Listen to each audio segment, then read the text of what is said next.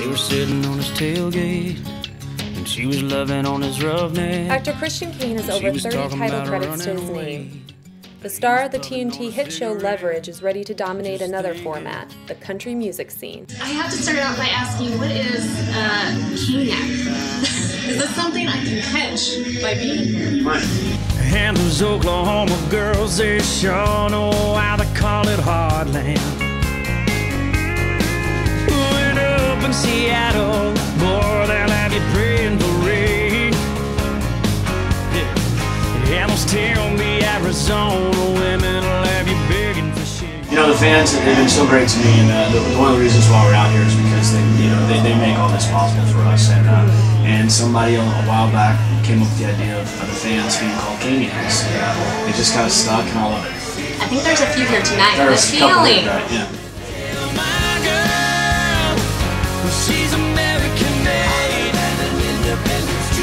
Oh, she loves flag flying, hot apple pie, cold beer at a football game. My girl, she's American made. While touring the country promoting his debut studio album, The House Rules, Christian explained to Lyrical Lifestyle his decision to leave his hometown of Oklahoma and set out for LA. Anything that you do, you always want to put your best foot forward. You want to try the hardest. And you know, I live. My favorite quote in the world is 90% of life is showing up, and that was Woody Allen. And that's what I do. I get up every day, regardless if I have a job or not, and I go to work. That quote, I was wondering, did that propel you to finally make the jump that I'm going to leave college, my security, and go all the way to LA for this crazy dream? I was in college. I majored in women and beer, so it wasn't like a big security blanket for me. You know, I went to a lot of different elementary schools growing up as a kid. My daddy was in the oil business, you know, and so we moved around a lot. And back and forth Oklahoma and Texas. So I didn't really have that many friends. It was always hard to be the new kid. So my favorite friends, my best friends, were the movies. Mama dropped me off and I'd spend all weekend at the movies and stuff. And I fell in love with it. I fell in love with acting, and I knew what I was going to do. I just didn't have the funds to do it. So, and I was sitting around my 4th year of college, and I said, to heck with this, and I just got in the truck and left. I still didn't have any money, but I went out and you know, I got, in 6 months out there, I was lead on a TV show. So it was kind of a Cinderella story. Very fortunate. The character Elliot Spencer on TNT's Leverage is not far from the real-life Christian Kane. You didn't kill this guy, then you're the only witness. You better solve this murder, Nate. Or you're gonna take the fall. Elliot's not that far from me. That's what the great thing is. I'm not as tough as him, but he, you know, it's the A-Team. It's a modern-day A-Team. People say Mission Impossible. I'm an A-Team fan, so I get to play Mr. T. You know, I'm B.A. Baracus, and this is the thing. You know, when I was 14 years old and I got down on the side of the bed and prayed that this is what I wanted to do. This is the role I came to Hollywood to play. After taking Hollywood by storm, Christian was ready to take a chance on Music City with the release of the House Rules album. Let's talk about the House Rules. You wrote 8 out of the 11 tracks. Yep. Quite a feat. If I wanted to know who is Christian Kane and the only thing I had was that CD to look at, what song defines who you are the most? It's either Let Me Go or Whiskey in Mine. I said, do you like the hard kick of old Kentucky bourbon or the slow burn of Tennessee rye? Just when I thought I lost her in petty conversations, she said, slide over and kiss me. I got more than whiskey in mine. When it comes to music, I don't lie, and so you're not gonna hear songs about me being on a tractor or being married or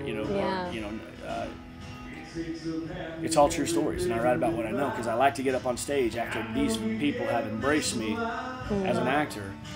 It's important for me to tell them the truth when I'm singing to them. So, you know, all those songs are real. If you listen to every single one of them, they're either a life experience, even the ones that I didn't write. Let Me Go, Casey Beather and Tom Sprower wrote that one.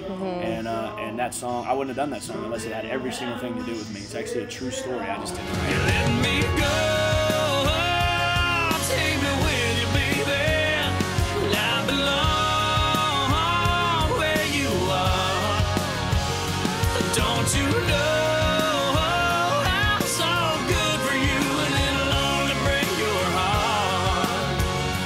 Down the road, if you go, let me go. In reference to that song, you have a quote, I don't know if it's true, but women are gonna nod their heads and laugh. You said, women are always smarter than us, but we never listen. And they always know the right thing to do, basically, was the quote. Yeah. So please explain, because women are going, why don't you listen then? Well, we don't listen because you wouldn't be attracted to us if we did. If we were smarter than you guys, it'd be kind of, you know, listen, we think we've got it down and we just don't. Now, something else I have to ask. You're saying the top 5 things that you notice in a woman. One of them, this I was not expecting, hands. My favorite part of a woman's body. See, ladies, we thought it was something else. We thought it was something completely different. Well, listen, so the hands thing, oh, there's 2 reasons why, and I can only go into the first one. Please, I'll tell you after the No, I can't even do it then. Okay. But the first reason is if a woman I love a woman that takes care of her hands, because the fact is that you can lie with your eyes and you can lie with your mouth. I do it every day. You can't lie with your hands. And I guess it's the Indian in me, the spiritualness of you can feel energy coming through someone's hand, you know, and it's just something as simple as that. As when a woman puts her hands on you and tells you she loves you, you can tell if she's lying or not. Okay. You can feel it come out of someone, so it's energy. Okay. And the second one I can't get into. All right. Callin, all country women, I so missed you all since I've been gone. And I'm calling all country women. Well, the Motown girls, they just stay down home, down home. Well, you are about to take the stage pretty soon. When someone goes to a Christian Kane concert, what kind of show can they expect to see? You know, I'm from the old Garth Brooks school of thinking, which is, this is not verbatim, but he said no matter where you were, if you were front row, backstage, or, you know, Yep. I'm still the one that had the most fun. Yep. And I thought that was pretty cocky when I first heard it. Then I said, wait, he's on to something here, because if we're having the most fun, it bleeds out into the audience. And that's kind of the model we have on Leverage as well. The TV show I do is that, you know, we still have the most fun, so it bleeds out into the living room. I think it's very important to have that if you're an entertainer. If you're not having fun, they're not going to. Yeah, well, I'm calling all country women, yeah. Well, the Motown girls, they just stay down home, down home.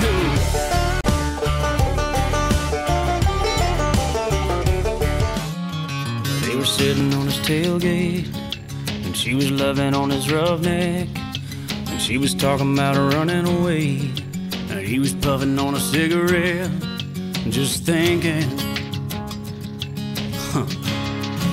how am I gonna say goodbye? He said, girl, you got it good here, and you don't need to mess with